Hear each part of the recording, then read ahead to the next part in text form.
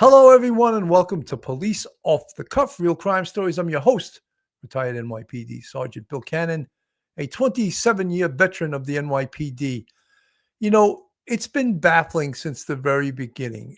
The Mickey Stines, the Sheriff Mickey Stines case, who we all know from this famous still photograph here, shot Judge Kevin Mullins in his chambers. And it was November 19th, 2024. So we're coming up on a year. But a lot of this case that we didn't know and no one seemed to know from the beginning was the why. They were friends. Why did Sheriff Mickey Stines shoot his friend, Judge Kevin Mullins? And that is one of the things that we're going to look into. We're going to do a little bit of a deep dive tonight on was what was the why? Apparently, he was very stressed out in the weeks before the actual shooting. A big piece of the puzzle was a civil lawsuit. Stines was named as a defendant in a lawsuit involving one of his former deputies. That deputy had been convicted of SAing a woman, and the lawsuit allegedly said that Stines showed deliberate indifference by not training or supervising his deputy properly. To make matters worse, the lawsuit drew a lot of negative attention to the courthouse. Just 3 days before the shooting, Stines gave a deposition for that case. According to witnesses, his demeanor changed markedly right after. His own attorney said Stines became extremely paranoid and that the attention from the lawsuit was putting his family in danger. The pressure was mounting and the cracks were starting to show in a man who was supposed to be unshakable. And Mickey Stines had been elected twice as the sheriff of Letcher County. So he was a popular man and popular with the community, popular with his friend, the Judge Kevin Mullins. So inexplicably, what was this all about? Why did he do what he did? So folks, hold on to your hats, hold on to your loved ones, hold on to your drink, hold on to your opinions. You're about to enter true crime from a police perspective. You're about to enter the off-the-cuff zone, the police off-the-cuff zone.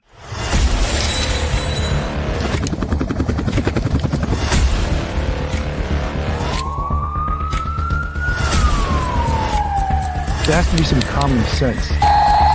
They were the ones who called 911 to get him help, and now they're calling for change.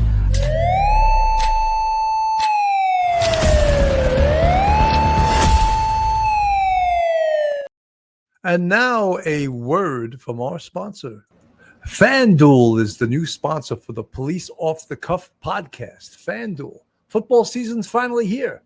Have you checked out the latest odds, futures, and win totals on FanDuel Sportsbook? Think the Bills are headed to the Super Bowl? You can lock in your bets today, whatever your game. FanDuel Sportsbook delivers the latest lines, futures, and specials so you can join in on all of the action. I'm eyeing college football. Who's your pick for the Heisman? Plus, I'm loading up on parlays and player props like Saquon Barkley breaking his own single-season rushing record. With the Major League Baseball postseason right around the corner, FanDuel has you covered with player specials and unique props. Whatever your game, FanDuel Sportsbook delivers the latest lines, futures, and specials so you can join in on the action. FanDuel, the new sponsor of the Police Off the Cuff podcast. We're thrilled to have them. You know, joining me tonight is retired NYPD Sergeant, Professor at Albertus Magnus College in Connecticut. Attorney, welcome to the show. Professor Mike Geary. Welcome, Mike. Bill, good evening. Thank you for having me on. Good to see you. And we also have an added treat. We tracked him down all the way to Brooklyn, straight out of Brooklyn, retired NYPD Detective Phil Grimaldi. Welcome, Phil. Thank you for having me, Billy. Hi, Mike. How are you? Hey, good to see you, Phil. You know, this case is rather bizarre. And you know, when we even look at this picture up on the screen where we see the sheriff in the chambers of his friend, Judge Kevin Mullins, with his 9mm Glock extended out in front of him in a combat stance. And we all know what happened after that.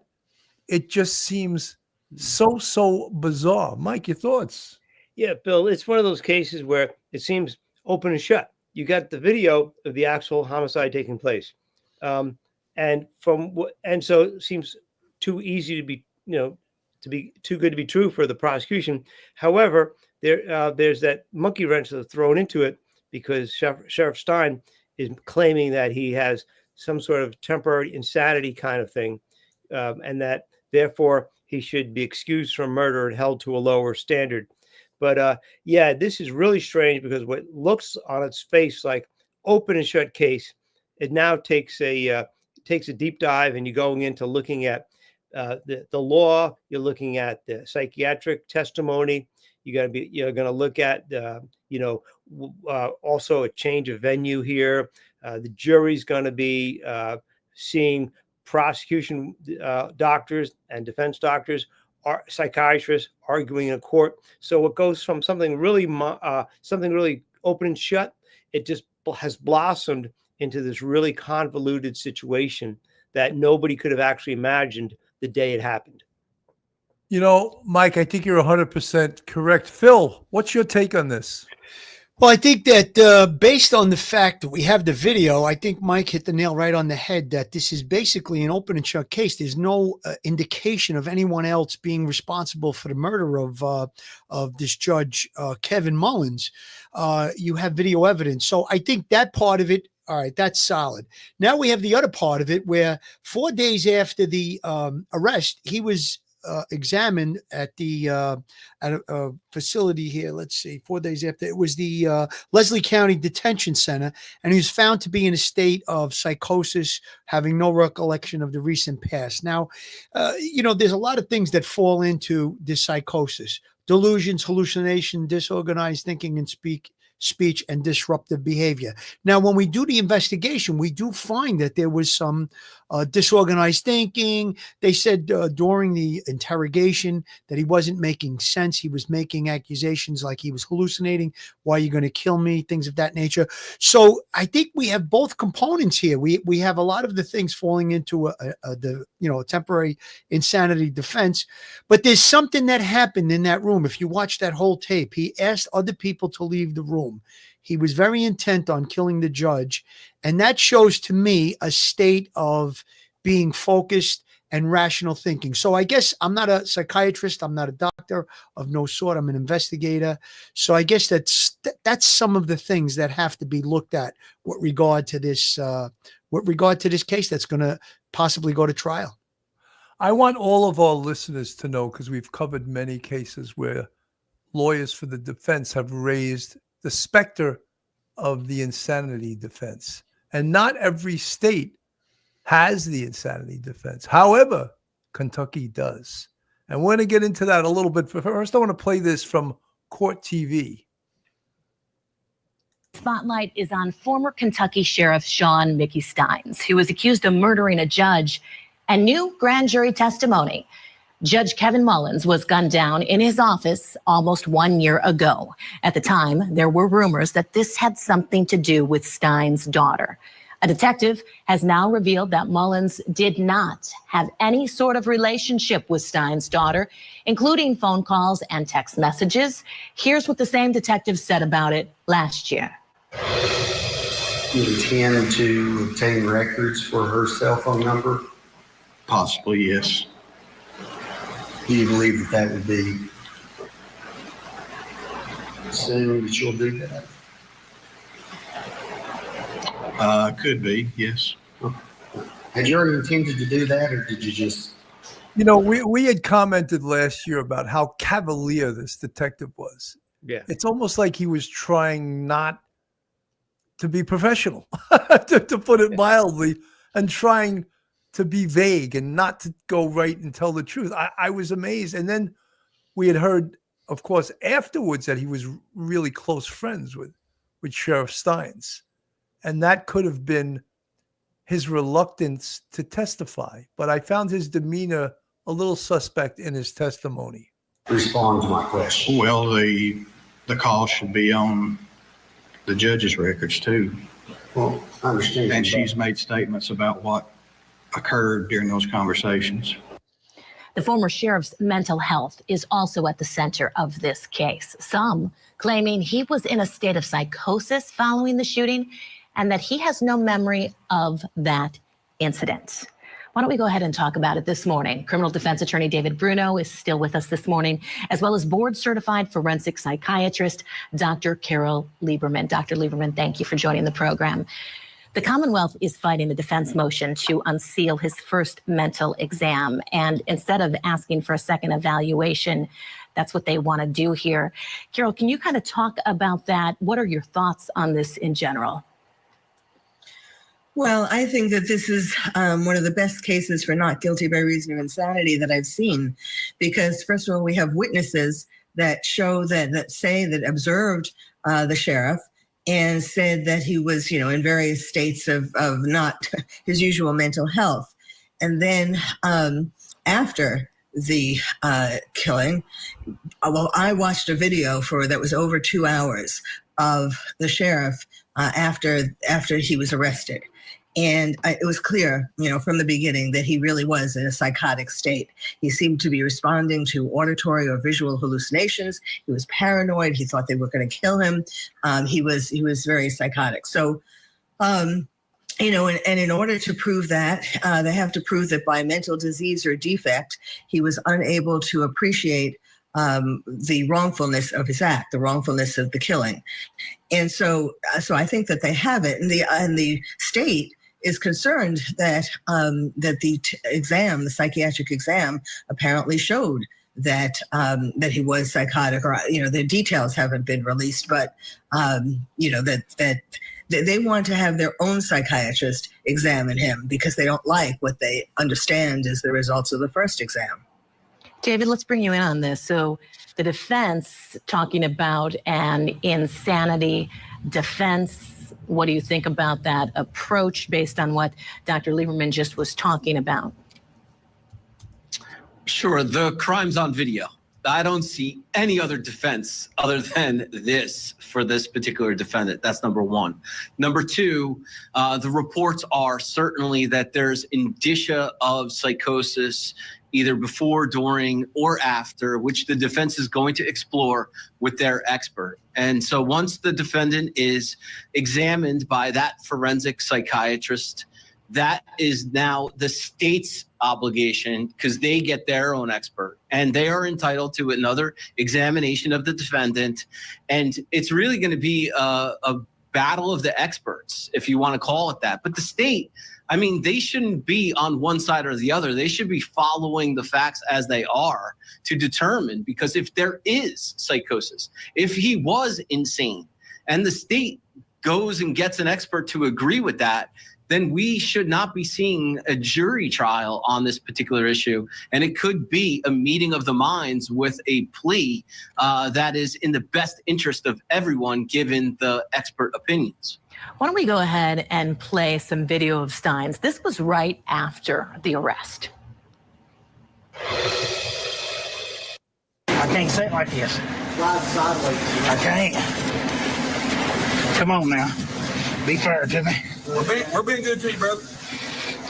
You stick your leg up in there. Come on now, guys. Please don't do this to me. Please don't do this to me. Please. You want to scoot on over a little bit to the left? Come on now. Try to scoot on over a little bit more. That way we don't hit you. Can you go any bit farther? That's what will hit you with the door. Put your knee in there, my friend. Hey, Jason. Hey, Bates. All right. Hey, Bates.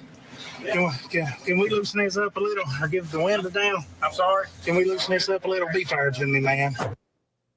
Dr. Lieberman, what does that video tell you? Well, it's part of his being concerned that they want to kill him. Now, they were as nice to him, because they had worked with him for years and all that. They really were trying to be kind to him. But no matter what they said, he was sure that they were going to kill him. And that, I think, had partly to do with the deposition that he went to, that he testified at some days before, about a case where they were saying, where a woman brought a case saying that she had been sexually molested by one of his deputies. And so it was all, that's kind of where a lot of this percolated, when he, from this deposition where he thought that. that people would be angry at him if he revealed some of the things that he knew about that were going on, in the judge's chamber. Or I just want to raise this. This is very interesting, but and I want to direct this to you, Mike. He did what we'd call the actus rea, which is the criminal act. He took a firearm and shot and killed the judge. Yeah. Now, what was the other part, the mens rea, the mental state of mind, which is recklessly, intentionally, criminally, negligently, and knowingly, right? Which was it? Was it recklessly? Was it intentionally? Was it criminally, negligently? Was it knowingly? Or is he excused of the mens rea because of his mental state of mind, which is the defense they're trying to draw to this? And it's very, very rare, Mike, as you know, to get an insanity defense. Okay. Your thoughts on this? Bill, I was thinking about this before we went on the air. And as soon as Phil said, remember, he asked everybody to leave. That's an indication that in his mind, he had made up his mind that he was going to shoot the judge. I don't think there's anything other than a cold-blooded intent. Whether or not he was stressed out, we could argue about that. But, and he was acting a little strangely, probably stressed out of his mind. He was getting divorced. He was retiring. He's been named in a lawsuit. His reputation is going to be damaged, even though he wasn't directly involved. He was just named as a defendant in his official capacity because they had to name the head of the sheriff's department, and he happened to be it. But I think Phil hit it on the head. This guy told everyone to leave the room. He pulled out his firearm. He pointed at him. He looks cold and very calm in that video. And so therefore, I think it was completely an intentional murder. And, as far as that clinical psychologist in the video, it's like I'm a lawyer. I see everything through the lens of being a lawyer. If you're a carpenter, everything looks like, a 2x4. So I think that in her case, that when he's talking, come on, Bates, be nice to me now, be nice to me, roll down the window, I think he's uncomfortable in the back of a patrol car, handcuffed for the first time in his life. I don't see any sort of, hey, I feel like you're going to kill me. So I don't see what she sees. Maybe she sees what she wants to see because that's her job. But I think this guy was not paranoid. I think he was freaking out over his reputation, the loss of his career, and the loss of his family. And I think he blamed the judge on it. And he killed that judge in cold blood. That's my take. Absolutely. Fuzzy Doxy from the chat. Can't you have temporary insanity? Well, that's what his attorneys are going to argue. Yeah. They're going to argue that. But there's certain things that are telling us it wasn't temporary insanity because, as I just mentioned, the mens rea, which two of those things right away dispels the notion of insanity, and that's knowingly and intentionally. That he did that. He brought his gun into the judge's chambers. He knowingly pulled his gun out. He intentionally shot the judge. So how do we draw an insanity plea from that? Phil? Well, I don't think that there's a temporary insanity here. Does he have signs of depression? They were talking about he wasn't able to sleep. Does he have signs of psychosis? Yes, I do believe that those signs are there. However, a temporary insanity to me is, God forbid, you come home and you find your wife in bed with another man and you shoot the two of them. That would fall into that type of a temporary insanity. Or someone is, God forbid, attacking one of your children and you assault that person and you kill that person. That, the saying, you see red, I went black or I went red. That's all I saw. So to me, that would be, this seems like it was a little bit more thought out. I mean, this was something that was manifesting. The lawsuit had been filed previously. There was a deposition within the days before. He was getting named in it. He felt very paranoid about it. And I think he intentionally, like Mike said, he intentionally went in there, escorted those people out of the room. He shot and killed the judge. And then, Mike, you hit the second thing that I was going to say. I think great minds think alike. All of a sudden, he went from, don't kill me, to, can you open the window and loosen the cuffs because I'm uncomfortable? And it wasn't like there was a period of time. This was one thing right after the other. Come on, guys, don't hurt me, don't kill me. Okay, come on, Bates, can you open the window and loosen the cuffs? So he was reacting to the fact that he was uncomfortable, like Mike said. He was probably warm in the car.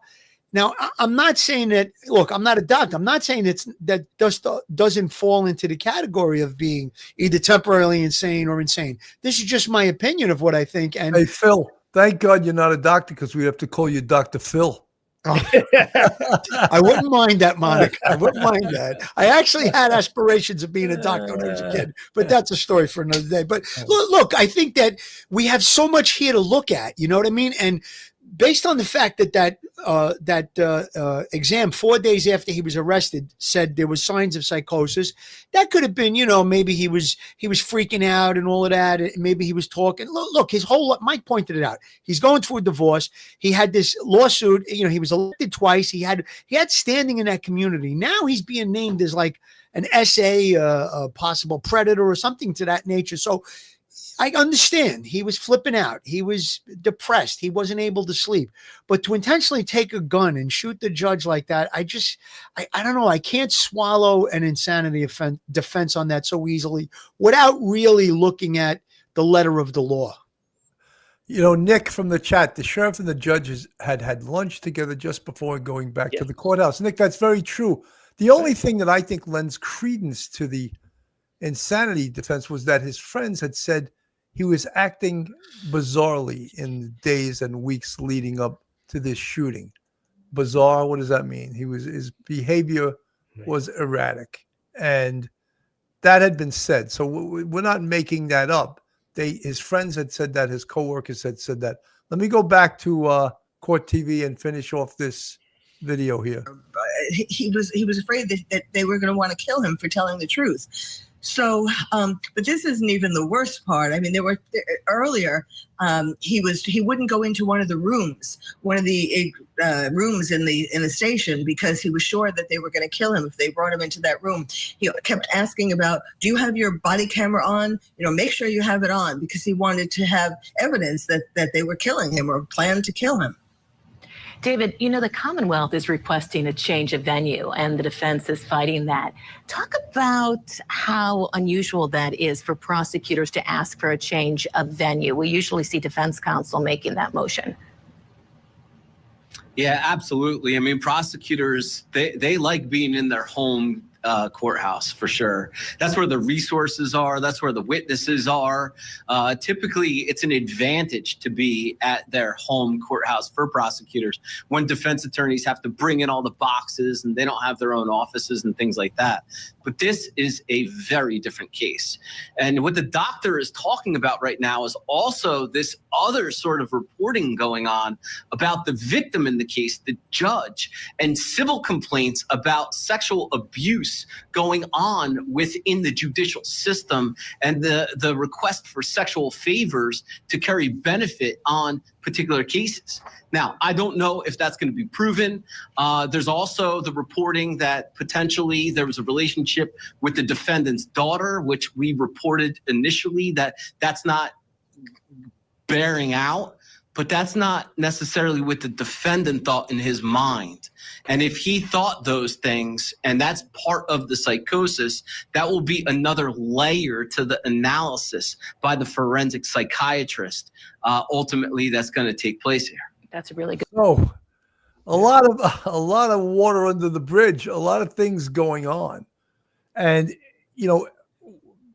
early on in this case, and we followed it from the beginning, and we went away from this case a bit, everyone was worried about, of course, the judge and the sheriff's daughter. Was there something going on between them? And right away, everyone was painting that as the motive in this case, as to the why that Mickey Stines shot Judge Mullins. And I want to play this from another video from Live Court TV, and where the sheriff is looking at the judge's cell phone. First, and tries to call his daughter. Then he gets the phone from the judge, and the judge just hands him his phone, and then he opens it up. He's got to get, I guess, the code to open it up. He apparently does that, or is attempting to do that, and now has to call his daughter, and I guess he's got her number in his phone. So like all of us, we don't have anyone's phone number memorized anymore because we just press one button. So he's copying the number and now calling his daughter. As we continue to watch this, Elizabeth, we don't believe that he made contact, do we? Because he does hold the phone up to his ear. Do we know if he made contact? I don't know if he made contact with his daughter or not. The only one that I know that he talked to was his aunt. But, you know, watching this video, it looks like he's talking to somebody unless he's talking to the judge. Right, right. So in light of everything that we're learning here, the concern about the kidnapping, and then this is just moments before the shooting, Dr. Carol Lieberman, why do you believe he would be calling his daughter from his phone and then from the judge's phone? Well, you know, first of all, nobody really wants to say because you don't want to say something bad about the dead, and you don't want to. The judge could have been doing something inappropriate with the sheriff's daughter. But in that video that you played, if you go on a little further, the attorney who was asking the question said, do you intend to obtain records from the daughter's cell phone? And Clayton said, possibly, yes. And then the attorney said, could, and he said, could me? He said, did you intend to, or did you just respond to my question? So in other words, and so then Clayton says, should be on the judge's phone too. She's statements of what occurred during those conversations. So it's interesting that an investigator for this case wasn't planning necessarily to look at the daughter's phone or to investigate what those calls were all about. So there's some mystery about that. In addition to that, what else could he? So, you know, he could be calling his daughter to find out, to ask her about if there's anything that happened with the judge. You know, clearly what set him off was his deposition, because he was being sued because one of his deputies was involved in a sextortion plot where the events were happening in the judge's office. So, and he had a panic attack during the deposition, and it was after that he wasn't sleeping. And so he went into this panic, and also was worried about whether his wife and daughter were going to be kidnapped. I mean, there were a lot of things going on. One thing I can tell you for sure, I watched 2 hours of the sheriff. Well, we heard her say that before. Right. I mean, certainly a lot of Sheriff Stines' behavior was erratic, but doesn't Mike rise to the level of insanity in order to get the charges dismissed, or will it work in his favor by giving him a lesser charge to plead to, for example, a manslaughter as opposed to intentional murder? Bill, you know, there's a wide variety of human behavior that is considered normal. Eccentric behavior is normal. People occasionally talking to themselves, that's normal. You have to be really, really in a sorry state in order to be considered mentally incompetent to, you know, be held responsible for your actions. Insanity is a very high bar, very high threshold. You have to be pretty much howling at the moon. It's rarely used. It's rarely successful. And under Kentucky law, like in New York, there is a mitigation when it comes to murder if there is something called the temporary insanity, where there's some sort of overwhelming thing, like Phil talked about before, an overwhelming emotional occurrence that happens, and you're rendered a little bit temporary, unable to control maybe all of your emotions and your actions. I think what he's looking for, what his attorney's looking for, is to get it on record. They already have maybe a favorable psychiatric evaluation from earlier. Kentucky wants a second opinion, and that's their right to have a second opinion. And if there are two opinions, and maybe they say they favor Sheriff Stein, then they may now talk about a plea bargain, perhaps down to manslaughter. But if there's any sort of disagreement and the state doctor says, no, this guy's fine, he's got some issues, but he's not insane, this was not a temporary insanity, then it's going to go to trial. And then it'll be up to the jury to determine at the end of the trial whether it was murder or manslaughter. And it'll be in the jury's hands. And that's a huge gamble for Sheriff Stines. So it's going to be a battle, I think, from here on in, a battle of the psychiatrists. You know, Koro from the chat writes, a panel member stated it's near impossible to prove insanity, and his words and actions don't seem to come close to insanity. Koro, very possible. And that is definitely a plea that is sort of like, we would call it a home run, or we would call it the Hail Mary pass. Yeah. And it's a Hail Mary pass, and if it's approved, it's a home run, because other than that, he has no hope, because he killed someone and it was videotaped, and there's no doubt that he did it, unless you're going to deny that, that's not him on the video. But it's really out there. California privacy rights. Yes, people can kill because of menacing, but it's usually in the context of self-defense or in response to the threat itself, not a direct action of killing because of menacing. I'm not sure what you mean. Menacing is to put someone in fear of their life by waving or a deadly weapon or a dangerous instrument in their face, or threatening them with a gun. That's menacing. I think she's trying to say, well, whoever that person is, I don't know if it's a he or she, they're trying to say that maybe he was menaced. That would be the act, responding to an act of menacing. I'm not even sure, but I think you're right, Billy. I just want to fast forward a little bit.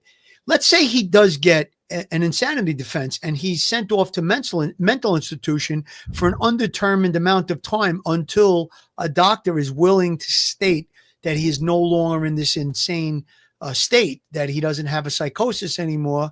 And that could be 5 years, 10 years, 20 years, 30 years. And I think the killing of Beatles legend John Lennon, Mark David Chapman, was given a 20-year to life sentence, and I believe under an insanity defense, and he's still in jail. So, it doesn't mean that just because you say you plead guilty to insanity and they convict you of that, or they accept that plea, that you just walk out the door. There's still a lot more to it. I just wanted to make that clear. No, absolutely. Right. And I think John Hinckley, who shot President Reagan, he's out now. Yes, he's out. And so at some point, they feel like, I don't know if these people are cured or healed, or they're rehabilitated. Yeah, can be really rehabilitated from an insanity plea, though. I want to play. This is Brian Enton. Friend, the sheriff of Letcher County, Kentucky, the now former sheriff, Mickey Stines, who is awaiting trial on one count of murder of a public official. And since the shooting was caught on surveillance video, there's really no doubt who pulled the trigger multiple times. But the why is still a mystery. Stines facing a federal lawsuit over a possible sex trafficking scheme involving jailed women, shot the sheriff shortly after giving a deposition in that case. And remember, we were in Kentucky a few weeks ago. We were investigating, talking to women who said they were forced to have sex with the judge to stay out of jail. The big question, is this all connected? Tonight, newly released video taken just moments after Stines left Judge Kevin Mullins dead on his floor of his own chambers. It's from the body cam of a state trooper who says he's known Mickey Stines his whole life. This video shows that Stines seemed to believe that his life and his family's lives were in danger. Look at this. We'll make sure you're okay. Safety, and we're going to make sure that you're safe right now. Yeah. You got up in my face there a while ago. I don't feel safe. Man, I've worked with you all for years, man. I know. For years, Listen, I don't feel safe. Listen to me. Listen to me. When you were pulling away from me there, you might not have I'd always been patted down, and I don't know. I don't feel safe. I sure don't feel safe. Everybody should have their body cam on by policy, right? Well, Not on these situations, no. Detective, I jumped out and didn't have mine. I was actually home cutting grass. This is a crime scene now. We don't have to wear them, but I am wearing mine. Making everybody else that was originally here get out and knew I didn't have nothing. Yeah. I ain't got nothing, guys. I believe you. Mickey, you know I ain't gonna let nothing happen to you, okay? So I want to bring in someone who has interrogated many, many killers during his 27 years as an FBI special agent, Bobby Chacon. Bobby, thank you for being here tonight. Very strange case. I was in Kentucky a couple weeks ago digging in. Now we've got the body camera video. What do you make of it? I mean, the sheriff seems to be, there's something really wrong. Yeah, it's really tough, Brian, to tell whether or not he's genuinely disoriented and confused, or he's trying to play those at the scene into some kind of sympathy. He's still acting like he's in charge. He's still acting like he's making decisions. So it's really, it's a bizarre, very unique situation for the officers involved. Some of these probably worked with him or for him. He was, the sheriff, so he was a top dog in law enforcement in this county. So, I mean, I imagine that this was a very, very unusual circumstance for them to be questioning this guy who they usually took orders from. Is that appropriate? I mean, should the people he knew and he's worked with forever have been questioning him? I mean, maybe it was just impossible to get around since it's kind of a small town and he pretty much knows everybody. Well, I mean, it was the Kentucky State Police who were doing the kind of questioning, and the one trooper, the state police officer, said, I've not known you that much. I've known you, but they probably worked with him in a very a position of authority, even if he wasn't over them. But no, it's not ideal. I would never want to interrogate somebody that I knew and worked with personally. You've got to kind of get sometimes in their face, and you've got to you got to play it tough, and it's tough to do that with someone that you have a friendship with and their family. Yeah, and what stood out to me when I watched the whole, the video goes on about an hour. He says more times than I could count that you're going to kill me, and he seems fearful. And when you look at the whole big picture of this, that he was supposed to give this deposition where he was likely going to have to say bad things about the judge, and there's this whole alleged sex ring going on, and then you've got him saying he feels like someone wants to kill him, and he's even scared when he's being led downstairs to the police car. I want to play you this clip, Bobby, and then we'll talk about it. Come on, you're all right. Now, y'all don't kill me now. We ain't gonna kill you. We ain't gonna do nothing to you. They come in here and put you in the car. Yeah. That's it. Go this way. Saddle. Come on. Nope, don't. Not that way. Not that way. Come on. Mickey, speak to my heart. No, you can't talk to him. You can't talk to him. Come on, Mickey. You know better. Come on now. Don't put me down in jail. Here or not.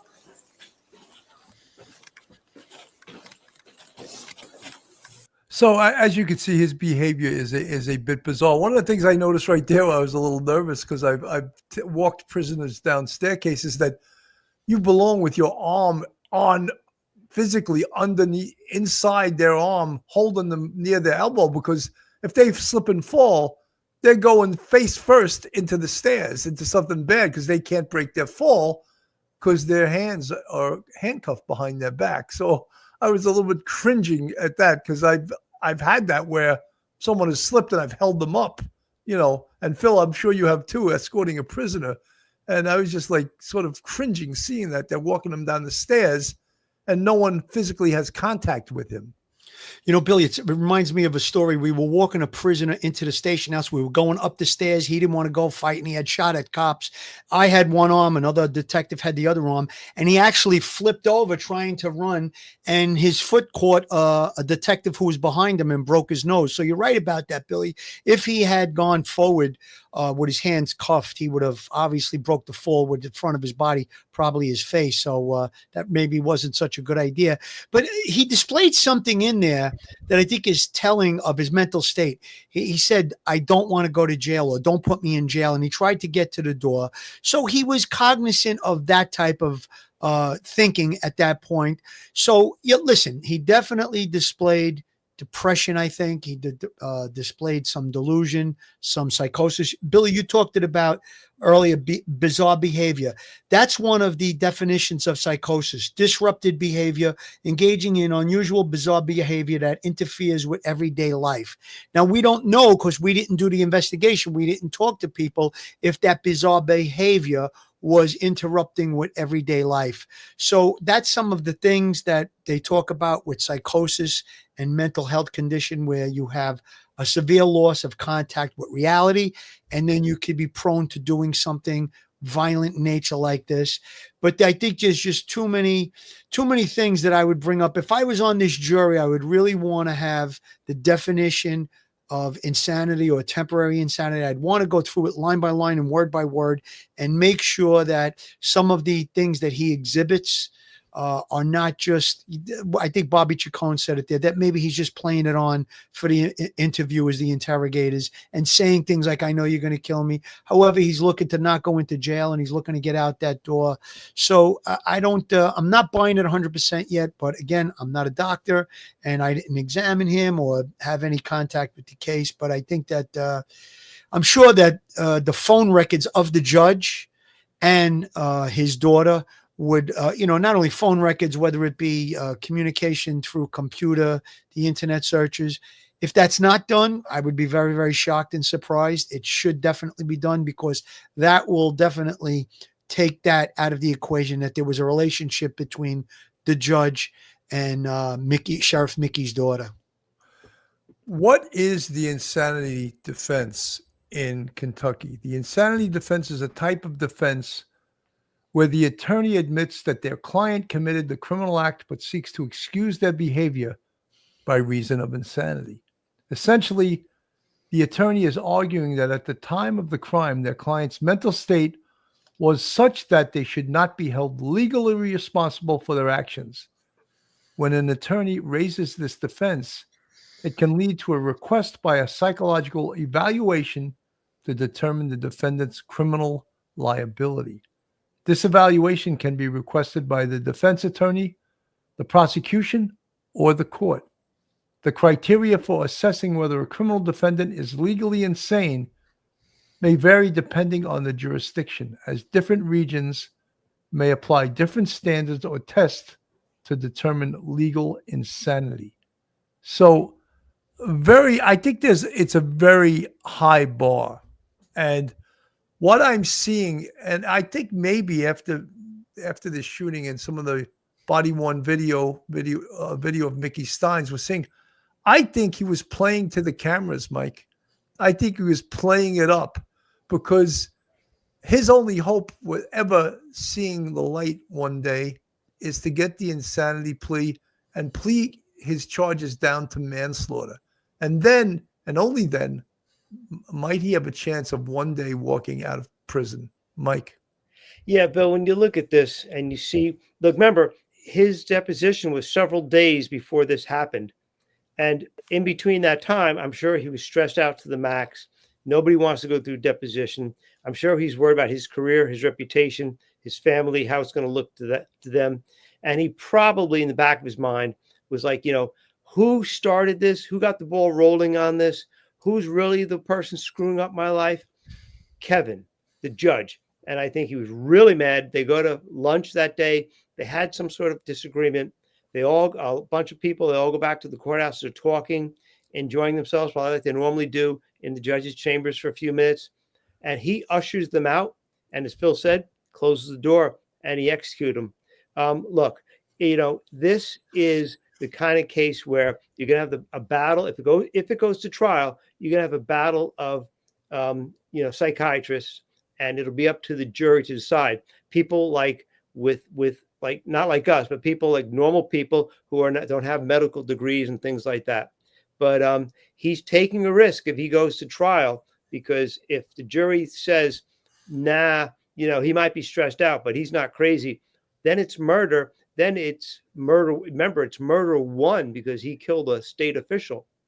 If he does win over the jury, if it does go to the trial and he wins over the jury and they vote for manslaughter, and that may be a compromise, you never know, because sometimes juries come to compromise verdicts, then he would walk out of prison after 10 years. But I don't see him in this case getting away with it to the point where he's going to be allowed to live somewhere in some sort of psychiatric facility, even if it's locked down. I don't see that. I don't, because this is a temporary insanity kind of defense, not a complete insanity defense. It requires that there be an overwhelming, triggering issue that overwhelms his senses. And so I don't see it being anything better than that for him. But this is a very tricky case. It could go either way. Absolutely. Folks, FanDuel is the new sponsor of the Police Off the Cuff podcast. Football season is finally here. Have you checked out the latest odds, futures, and win totals in FanDuel Sportsbook? Think the Bills are headed to the Super Bowl? You can lock in your bets today. Whatever your game, FanDuel Sportsbook delivers the latest lines, futures, and specials so you can join in on the action.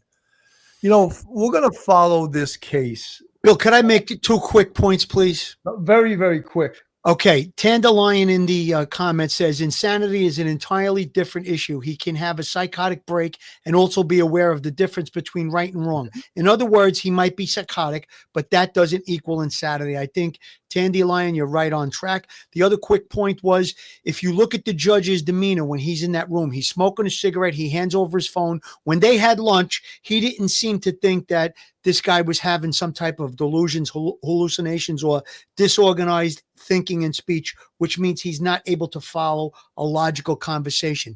He was very casual, the judge, smoking a cigarette. He handed over his phone with no problem. I think maybe trying to get him to believe there was no relationship between the judge and the daughter. Absolutely. Folks, we're going to stay with this case. Right now, it doesn't really have a trial date. They're sorting it out. They're looking to get an insanity plea. But until all of those things are worked out, this will be, look, he did it. We all know he did it. There's no question whether he did it or not. The only question is, will he get this insanity plea? Mike, your final thoughts, quick. I think this is a great case because it really emphasizes what's the different mental states in a criminal homicide. I think this is a great case. Absolutely. Phil, your final thoughts. There's innocent victims in this case, the judge's family, the judge, and whether or not he's guilty of that other stuff, and the sheriff's family. So thoughts and prayers for those people. And let's see how this case plays out.